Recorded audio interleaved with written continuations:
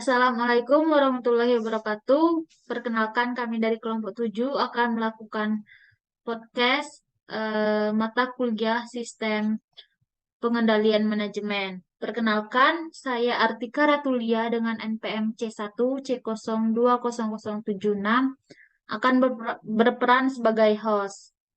Dan ini saudari Sulistiawati, silahkan. Baik, perkenalkan nama saya Sulistiawati, MPMC 1 C020088. Di sini saya berperan sebagai narasumber. Nah, di podcast kali ini kita akan membahas tentang hakikat sistem pengendalian manajemen. Baiklah, sebelum memulai, saya akan bertanya dulu kepada Saudari Sulistiawati. Jelaskan apa sih yang dimaksud dengan sistem pengendalian manajemen ini? Tolong berikan penjelasannya. Baik, terima kasih kepada Artika atas pertanyaannya. Pertanyaannya tadi, apa yang dimaksud dengan sistem pengendalian manajemen? Jawaban dari saya, sistem pengendalian manajemen adalah suatu alat dari alat-alat lainnya untuk mengimplementasikan strategi yang berfungsi untuk memotivasi anggota-anggota organisasi guna mencapai tujuan organisasi. Sistem pengendalian manajemen ini ialah perolehan dan penggunaan informasi untuk membantu mengkoordinasikan proses pembuatan perencanaan dan pembuatan keputusan melalui organisasi dan untuk memadu perilaku manajemen. Mungkin itu saja jawaban dari saya. Saya kembalikan ke Artika. Terima kasih. Nah, saya mau bertanya lagi nih kepada Saudari Sulis. Itu apa sih perbedaan sistem pengendalian internal dengan sistem pengendalian manajemen? Tolong menjelaskan. Baiklah, terima kasih kepada Artika atas pertanyaannya. Pertanyaannya tadi, apakah perbedaan sistem pengendalian internal dengan sistem pengendalian manajemen? Jawaban dari saya, perbedaan antara pengendalian internal dan sistem pengendalian manajemen terletak pada unit yang bertanggung jawab atas keberhasilan unit tersebut, sedangkan pada sistem pengendalian manajemen, semua unit berperan dalam pencapaian tujuan perusahaan. Mungkin itu saja jawaban dari saya kembalikan ke Artika. Terima kasih. Saya mau melontarkan pertanyaan lagi nih. Apa apa saja hal-hal yang dapat memfokuskan fungsi dari pengendalian manajemen ini? Tolong jelaskan ya, Saudari Sudis. Baiklah, terima kasih kepada Artika atas pertanyaannya. Pertanyaannya tadi, sebutkan dan jelaskan hal yang dapat memfokuskan fungsi pengendalian manajemen. Jawaban dari saya, pengendalian manajemen merupakan usaha yang sistematis dari perusahaan untuk mencapai tujuannya dengan cara membandingkan prestasi kerja dengan rencana dan membuat tindakan yang tepat untuk mengkoreksi perbedaan yang penting. Pengendalian biaya yang efektif tergantung pada komunikasi yang baik antara informasi akuntansi dengan manajemen mengenai tindakan perbaikan yang diperlukan dalam suatu kegiatan, di mana sistem pengendalian manajemen mempunyai unsur-unsur, yaitu detektor, selektor, efektor, komunikator. Unsur-unsur ini saling terkait membentuk proses kerja, proses yang terjadi berawal ketika detektor mencari informasi tentang aktivitas.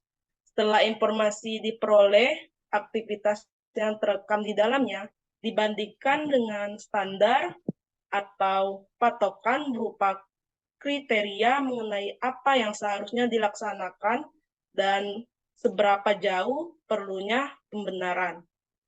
Proses perbaikan dilaksanakan oleh efektif sehingga penyimpanan diubah agar kegiatan mengikuti kriteria yang telah ditetapkan. Mungkin itu saja jawaban dari saya. Saya kembalikan ke Artika. Terima kasih. Saya pengen tahu nih, hubungan antara perencanaan strategis dengan anggaran itu bagaimana ya? Bisa tolong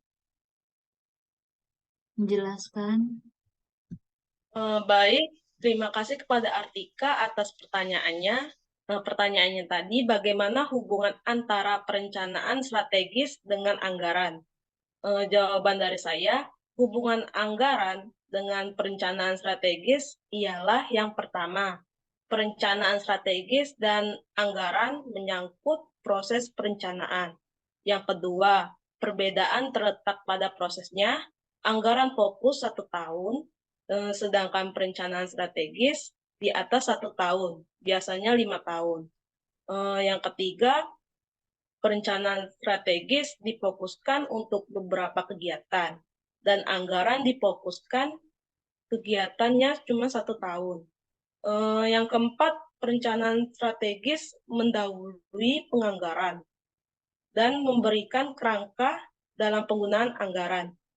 Sedangkan perencanaan strategis sumber atau kerangka anggaran. Yang kelima, anggaran merupakan satu potongan kerangka strategis organisasi. Mungkin itu saja jawaban dari saya. Saya kembalikan ke Artika.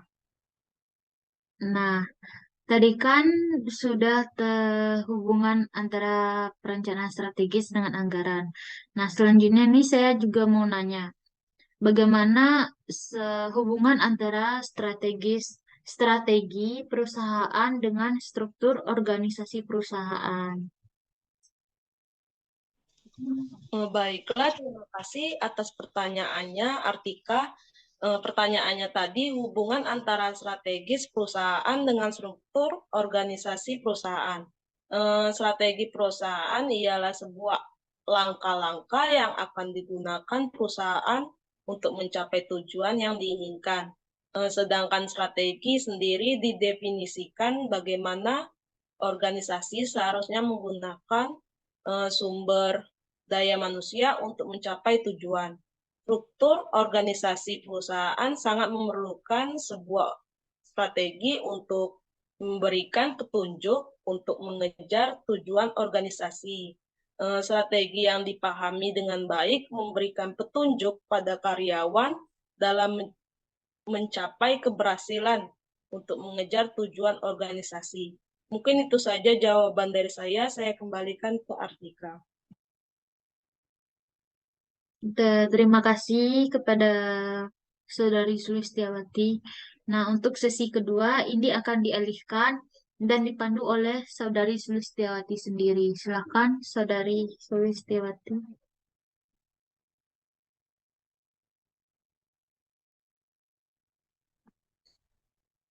Baik, di sini saya akan berperan sebagai moderator. Di sini saya akan berperan sebagai host yang akan memberikan pertanyaan kepada Artika Ratulia. Pertanyaannya, apa hal-hal yang dapat menyebabkan masalah dalam pengendalian manajemen? Bisa tolong dijelaskan, Artika? Ya, terima kasih Saudari Sulistiawati. Nah, ada beberapa hal yang dapat menyebabkan masalah dalam pengendalian manajemen itu. Salah satunya yang pertama itu kurangnya pengarahan. Kurangnya pengarahan ini akan menyebabkan kinerja beberapa orang karyawan itu tidak cukup memadai karena mereka tidak mengetahui apa yang diinginkan perusahaan dari mereka. Sehingga pengendalian manajemen melibatkan pemberi informasi kepada karyawan tentang bagaimana cara mereka dapat berkontribusi secara langsung dan memenuhi tujuan perusahaan. Yang kedua itu masalah motivasi. Meskipun ketika karyawan ini memahami apa yang diharapkan dari mereka oleh perusahaan, tetapi ada beberapa di antaranya tidak berbuat sebagaimana yang diharapkan oleh perusahaan tadi karena masalah motivasi atau kurangnya motivasi. Nah, masalah kurangnya motivasi ini merupakan masalah yang umum karena tujuan individu dan atau tujuan perusahaan itu secara alami tidak sejalan. Yang ketiga itu keterbatasan individu. Masalah perilaku terakhir yang terkait dengan sistem pengendalian manajemen ini terjadi ketika karyawan yang tahu apa yang diharapkan dari mereka dan dimotivasi untuk memiliki kinerja yang tinggi ternyata tidak dapat melakukannya dengan baik karena beberapa keterbatasan lain. Beberapa keterbatasan personal sangat spesifik, mungkin disebabkan karena kurangnya kemampuan, pelatihan, pengalaman, stamina, ataupun pengetahuan untuk mengajarkan tugas. Seperti itu. Baik, terima kasih atas jawabannya, Artika. Tadi kan kita membahas tentang hal-hal yang dapat menyebabkan masalah dalam pengendalian manajemen nih. Pertanyaan yang ingin saya lontarkan lagi yaitu apa sih hal-hal yang dapat mencegah masalah dalam pengendalian manajemen? Hal-hal yang dapat mencegah masalah dalam pengendalian manajemen. Mungkin bisa dijelaskan oleh Artika. Terima kasih Saudari Sulistiawati. Nah, tadi kan membahas tentang beberapa penyebab masalah. Nah, sekarang kita akan membahas tentang beberapa hal yang dapat mencegah masalah dalam pengendalian manajemen. Yang pertama itu penghilangan aktivitas. Manajer seringkali itu dapat menghindari masalah pengendalian yang berkaitan dengan entitas kursus atau aktivitas dengan cara membalikkan risiko yang potensial dan menggabungkan keuntungan kepada pihak ketiga seperti mekanisme subkontrak, perjanjian, lisensi, atau divestasi. Bentuk penghindaran ini biasanya disebut dengan penghapusan aktivitas. Yang kedua itu auto otomatisasi. Ini merupakan kemungkinan kedua untuk pencegahan. Manajer itu seringkali dapat menggunakan komputer, robot, dan bentuk otomatisasi lainnya untuk mengurangi pemaparan perusahaan terhadap masalah pengendalian. Yang ketiga itu ada sentralisasi. Nah, sentralisasi ini pengambilan keputusan sebagai kemungkinan pencegahan yang ketiga, merupakan elemen penting dalam hampir semua perusahaan yang menggunakan sistem pengendalian manajemen. Tingginya tingkat sentralisasi di mana semua keputusan penting dibuat oleh level manajemen puncak. Hal ini biasanya terjadi pada industri kecil, khususnya apabila bisnis dijalankan oleh pendiri atau pemilik. Yang keempat, itu pembagian risiko. Nah, pembagian risiko dengan pihak luar ini dapat membatasi kerugian yang dapat terjadi karena perilaku karyawan yang tidak pada tempatnya.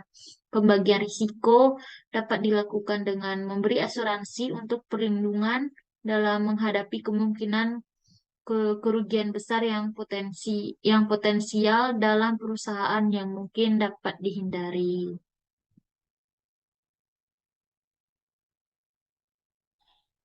Baik, terima kasih atas jawaban dari Artika. Adapun pertanyaan yang ingin saya lontarkan lagi, yaitu perusahaan Kenapa sih perusahaan harus memahami perencanaan strategi dengan pengendalian manajemen? Bisa dijelaskan, Artika? Baik. Nah, mengapa perusahaan itu harus memahami perencanaan strategis dan pengendalian manajemen? Itu karena dalam suatu kegiatan pastinya dimulai dari perencanaan, supaya tujuan perusahaan bisa terwujud dan tercapai.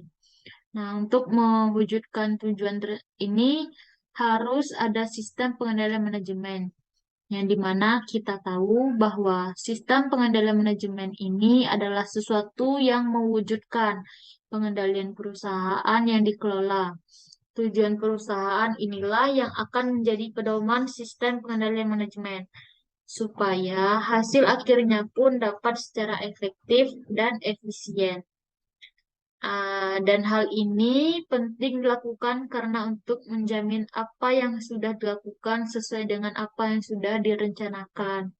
Jadi biar harapan itu em, sesuai dengan eh, agar pencapaian kita itu sesuai dengan harapan yang sudah kita harapkan seperti itu.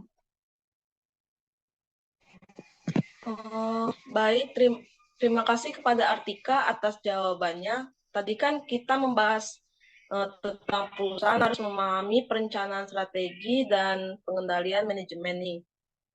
Pertanyaan yang selanjutnya saya akan melontarkan eh, penekanan perilaku dibutuhkan dalam sistem pengendalian manajemen. Maksudnya apa sih? Mungkin itu mungkin bisa dijelaskan oleh Artika. Baik. Nah, mengapa penekanan perilaku itu dibutuhkan dalam sistem pengendalian manajemen? Karena di pengendalian manajemen ini melibatkan manajer pada beberapa tahapan untuk membantu memastikan bahwa karyawan melakukan apa yang terbaik untuk organisasi atau perusahaan ini. Nah, penekanan ini diperlukan untuk menghindari kemungkinan bahwa orang akan melakukan sesuatu yang tidak diinginkan oleh perusahaan atau gagal melakukan sesuatu yang seharusnya mereka atau karyawan ini lakukan.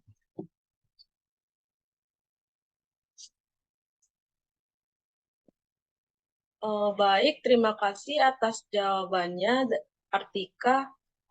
Saya ingin melontarkan lagi nih pertanyaan tambahan. Mengapa pengukuran kinerja penting dalam sistem pengendalian manajemen? Bisa tolong jelaskan, Artika? Eh, Pertanyaan tadi, mengapa pengukuran kinerja itu penting dalam sistem pengendalian manajemen ya? Nah, Iya. pengukuran kinerja itu penting karena dapat memberikan data tentang sejauh mana tujuan ini telah dicapai dan apakah ada perbedaan antara kinerja aktual dan yang diharapkan. Mungkin seperti itu. Hmm, Terima kasih atas jawabannya, Artika. Kan tadi sudah dijelaskan mengapa pengukuran kinerja penting dalam sistem pengendalian manajemen. Saya ingin melontarkan lagi nih pertanyaan, apa sih peran umpan balik dalam sistem pengendalian manajemen? Tolong jelaskan, Artika. Baik. Baik, Saudari Sulistyawati, pertanyaan tadi apa peran umpan balik dalam sistem pengendalian manajemen? Nah, umpan balik ini digunakan untuk mengevaluasi efektivitas tindakan korektif dan memutuskan apakah perlu perubahan dalam perencanaan atau suatu strategi tadi. Mungkin seperti itu.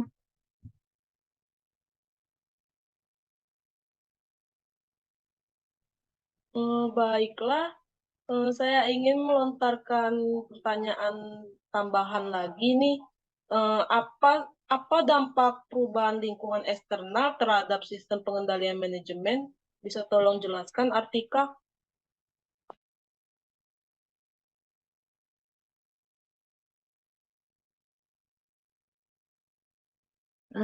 Baik, tadi pertanyaannya apa dampak perubahan lingkungan eksternal terhadap sistem pengendalian manajemen ya?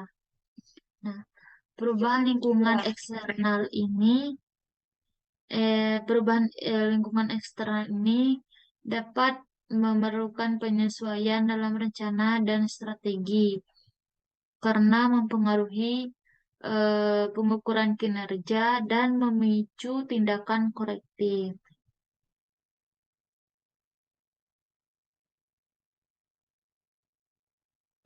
Baik, Artika. Mungkin itu saja podcast dari kita, dari matkul hakikat sistem pengendali, dari matkul sistem pengendalian manajemen. Mung-